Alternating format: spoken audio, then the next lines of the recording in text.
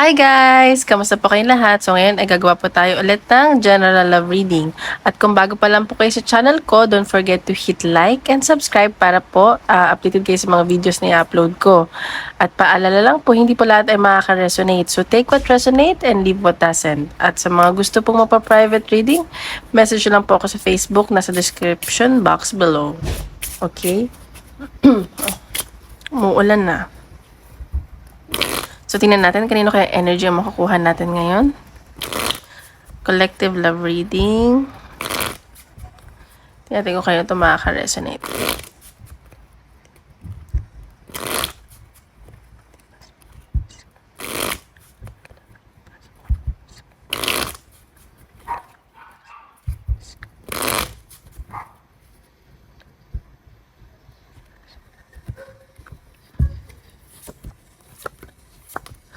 Wow, okay. So, nakikita ko, may celebration ako nakikita dito.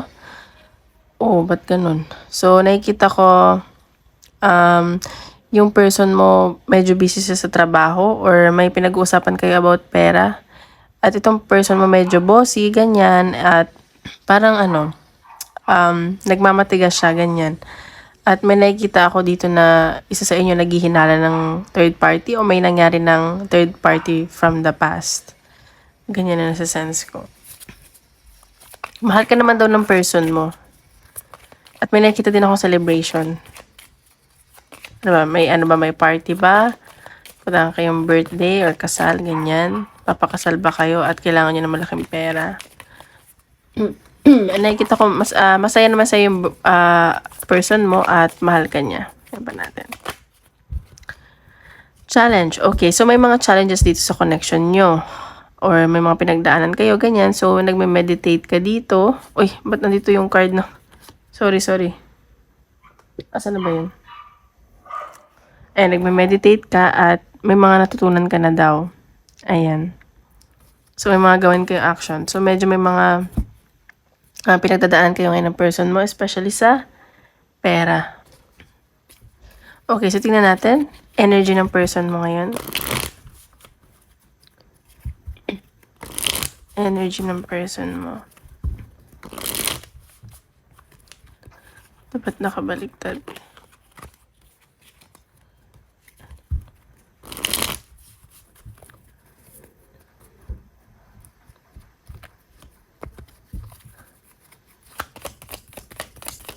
So, isipin mo yung person mo.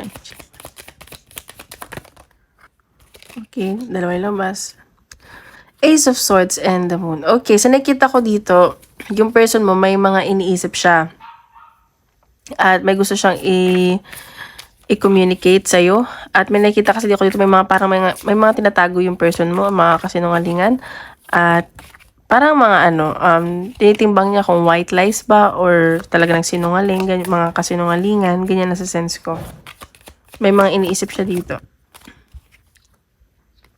Oh, ayan. So, nahihirapan yung person mo. Kasi dahil nagsisinungaling siya, may mga tinatago siya, ganyan. Ayan. So, I see but puro swords. Ayan. Air sign ba ang kadil mo?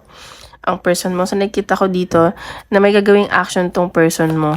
At mag-iisip-isip mo na siya. Gagamitin niya yung utak niya ngayon. Ganun. Parang nahihirapan tong person mo na may tinatago siya sa'yo or may tinago siya. Ganyan. Parang siya yung nagsasuffer. Or reverse niya na lang yun. Ayan, so nakikita ko dito, hoping pa tong person mo. Ayan, so nakikita ko nga, may celebration ako nakikita. Baka nakikipag-usap to ng mga friends niya, ganyan, or may na-involved na third party, but it doesn't mean like romantically. Hindi ko siya nasa-sense na romantically. Ayan. Pero hoping pa tong person mo. Yung pa natin. Energy ng person. Ayan. So, ayan. Gusto niya ng reconciliation sa inyo. Gusto niya ng new beginning. Gusto niya magsimula ulit. Kasi parang ang dami daw nangyari. Sobrang mabigat. Ayan, no? Sobrang attracted at, passionate tong person mo to sa'yo. Pero nag-iisip-isip siya. Or ikaw to nag-iisip-isip.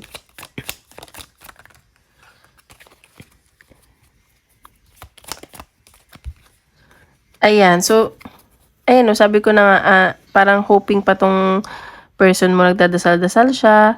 Sa nakikita ko, May iniisip-isip siya dito. May anak ba kayo? Baby boy? Ganun sa sense ko. Hoping pa siya, ganyan, na maayos to. Nagdadasal-dasal pa siya. At ikaw lang nagbibigay saya sa kanya. Yatin, energy mo naman. Energy mo.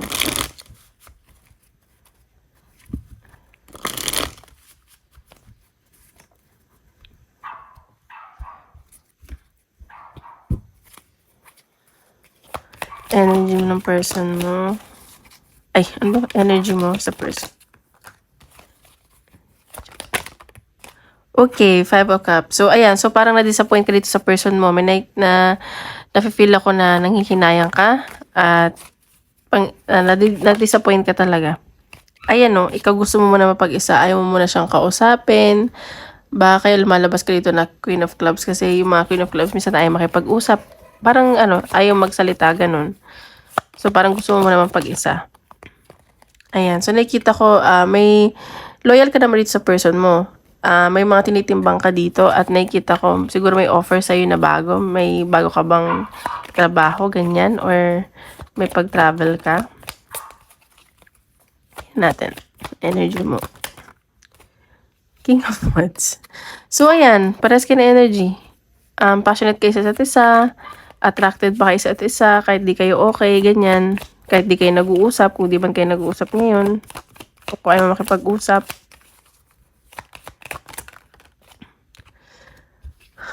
Okay. Ay.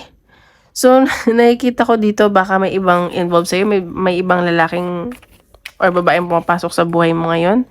At yung isa mahal ka, yung isa ginagamit ang matalino, ganyan. Pero, na-feel ko mas gusto mo pa rin yung person mo. So, naninimbang ka, ganun. Energy mo.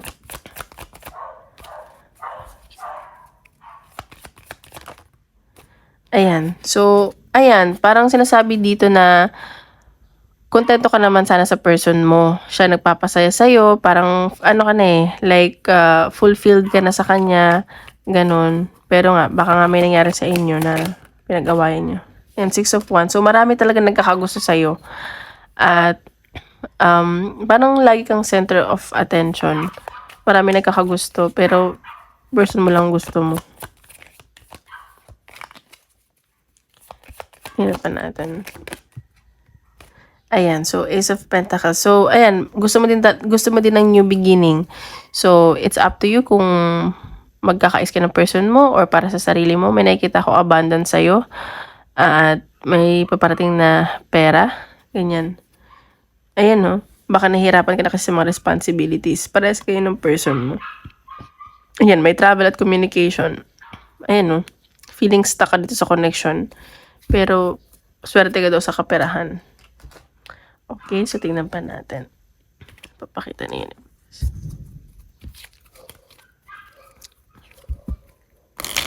Okay, love reading.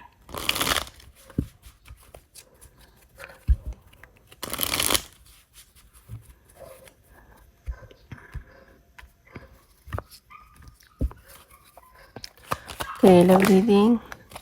Ayan, so baka na involve nga sa third party. I-repair natin. May paghihinala ng third party. Ayan, so nakikita ko na mas pinipili mo yung happiness o yung person mo. Ayan, so karmic relationship kayo ng person mo na to. So nakikita ko na na-awaken ka spiritually. May mga blockages, gusto mo nang makalaya dito sa connection mo at sinosurrender mo na to. Ayan o, ex mo na ata yan. So, tingnan pa natin. Kung anong ipapakita pa.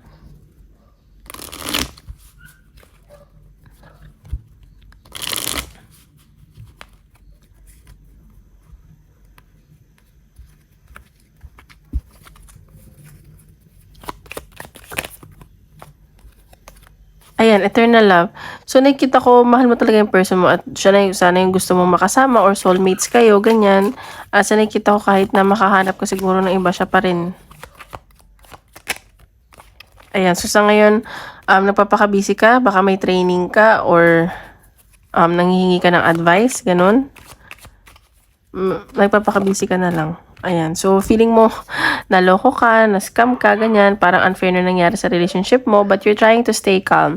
Ayan, medyo nalulungkot ka lang ngayon. You're feeling alone. Pero, marami kang ginagawa. Like, natuto ka na daw dito. Ayan, so nagde-daydream ka. Baka may inaantay kang travel. Gusto mong bakasyon. Ayan. So, ayan nga, oh.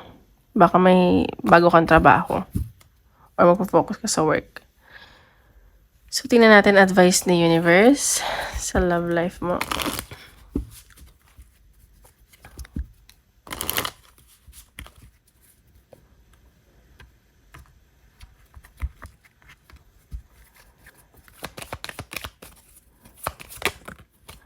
Okay, you don't need someone else to fix you. So, sinasabi dito, kung nadadown ka, parang feeling mo, wala na yung person mo or wala kang someone, hindi mo daw kailangan ng someone para maging okay ka. Yun nga, sinasabi ko kanina, baka may mga papasok sa'yo na tao at parang nape-pressure ka, hindi mo sila kailangan para maging maayos ka. Ayan, no, be your own first priority. So, sa this time, isipin mo yung sarili mo. Hindi ka na basta magpapaniwala.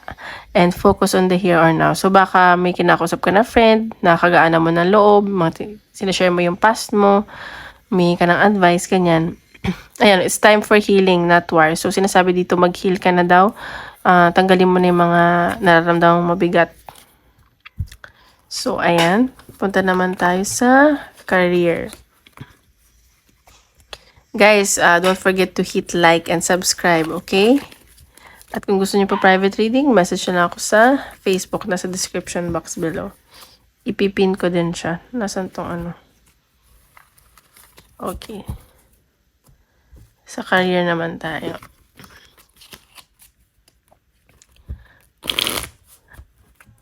General career reading.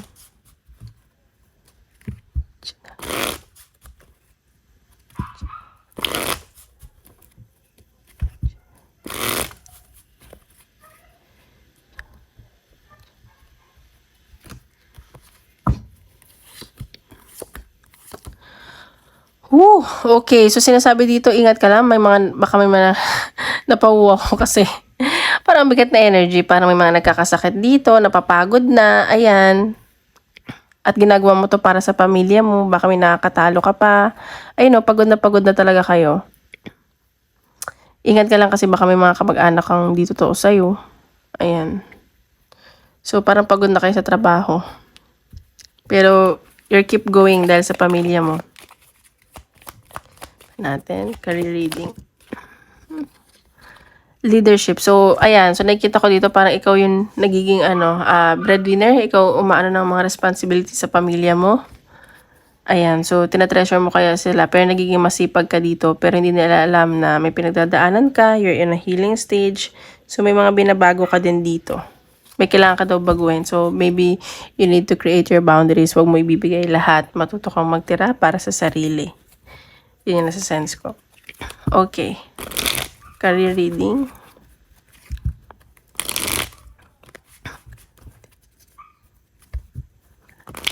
Oops.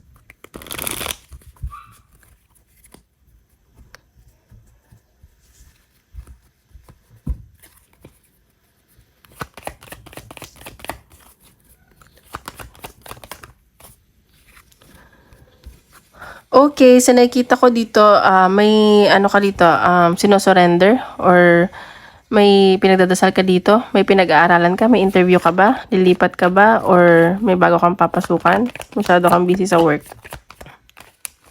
Parang ang dami mong inaaral. Ayan, so may choices ka daw gagawin. At nakikita ko parang may babalansehin ka, nagdadalawang isip ka. Ayan, kakasabi ko lang, you need to create boundaries. Ayan, gusto mo na mapag-isa, at sa tingin mo parang hindi enough yung finances mo. Huwag ka daw mag-alala kasi may nakita akong, magiging maayos pa rin naman daw to. May mga tukso at choices na lalapit sa'yo.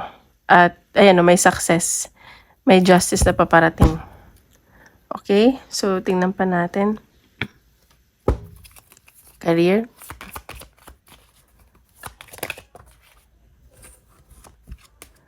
Ayan, so nakikita mo na parang hindi ka na nakakauwi sa sobrang pagod or hindi mo nakikita yung family mo or feeling mo failure ka, na hindi enough yung kinikita mo, ganun. So, may nakikita akong offer sa'yo pero nagdadalawang isip ka pa dito eh. Ayan. So, nagsisave ka talaga at nakikita ko na para to sa pamilya mo. Ayan o, parang gusto mo na magkapamilya, gusto mo na magka-baby at nakikita ko may swerte yung paparating sa'yo. Mag-focus ka lang daw sa goal mo. Okay? So, tingnan pa natin advice. Advice ni Universe.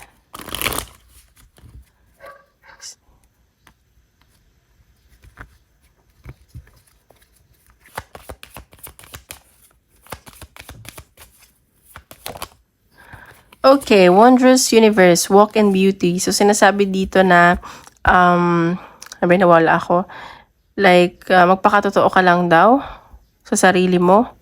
And, kayanin mo kasi strong, independent ka naman daw eh. And nakikita ko marami nga na-attract sa'yo. Ayan o, infinite abundance. May paparating na abundance sa'yo. Maging masipag ka lang. Ayan, magtiyaga ka lang. At, ayan, maging mabait. Yun yung sinasabi dito. Reflect and redirect your energy. So, wag ka na lang mag-focus siguro sa mga negative things. Ayan, try mong ano tawag dito? Mag-unwind, maging positive, ganyan. Okay, so ngayon, isip ka ng question. Tingnan natin kung anong sagot ni Universe.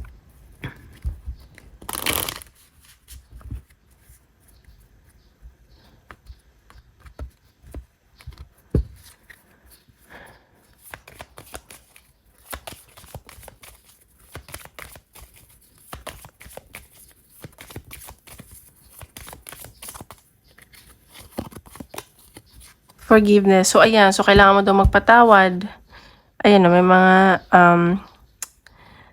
big happy changes na mangyayari in the few days or few weeks sa'yo. Maging assertive ka lang daw at ready ka naman na. So, ayun guys, maraming salamat. Tomorrow ulit.